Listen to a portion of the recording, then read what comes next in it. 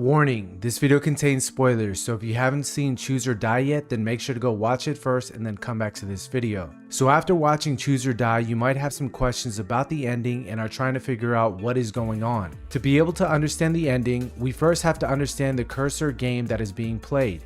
The cursor game has real-life implications. We learned from Beck in the Cursor Beta 1 test video that the origins of cursor have not been identified, and that the cursor symbols affect reality similar to witchcraft or voodoo. The game can have 2 or more players by being either the cursed or the cursor. For each thing that the cursed has to do and suffer, the cursor benefits. As we can see in the Cursor Beta 1 video at 55 minutes into the movie, when Beck, the guy who is the cursor, stabs his arm as a demonstration to show how the one who is the cursor benefits from the suffering of the cursed, because the cursed chose to eat his arm when given the choice of eating the computer or eating his arm, and because he chose to eat his arm, the cursor is then healed as the cursed suffers.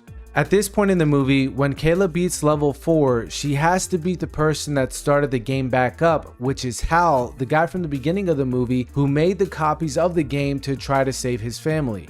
Given that level 5 is a boss battle is why the roles between Kayla and Hal go back and forth until one loses.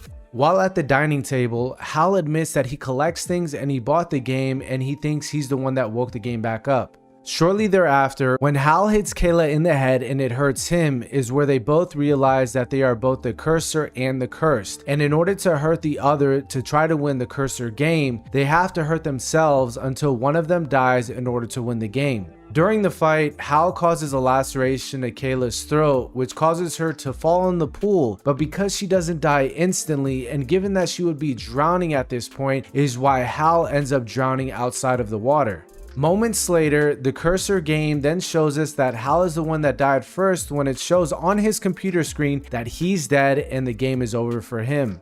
By Kayla then winning the game, she gets a notification on her phone. Hal's wife Laura asks Kayla, "What is that?" Kayla says it's the real prize, which turns out not to be the $125,000 that was mentioned at the beginning of the movie, but the ability to have control and be the cursor and choose who she wants to be the cursed. We then see Kayla choose Lance, the guy that wouldn't leave her mom alone, to be the cursed. Lance is then given the option to give Kayla control, and he ends up giving her control, and by doing this, he is then forced beyond his control to go to the kitchen where there's a sink filled with needles. Because Lance is cursed and Kayla is the cursor, Lance putting his face in the needles causes him to suffer, which causes Kayla, who is the cursor, to benefit, and why we see her wounds on her face start to heal because of this. And at the very end of the movie, Kayla receives a call from Beck, who we saw in the first Cursor Beta 1 test video, who then asks Kayla who will suffer next. She responds by saying only people who deserve it, which makes her kind of a hero or a vigilante who will use the game against bad people. If there's a specific question about the movie that I did not answer within this video, please leave your comment below. If this video helped you to have a better understanding of the ending of Cursor, Choose or Die, then make sure to leave a like on the video. But thank you guys so much for watching, and if you're new to the channel, I welcome you. It'd be awesome if you subscribed. But that's gonna be it for me, guys, and I'll see you in the next one. Peace.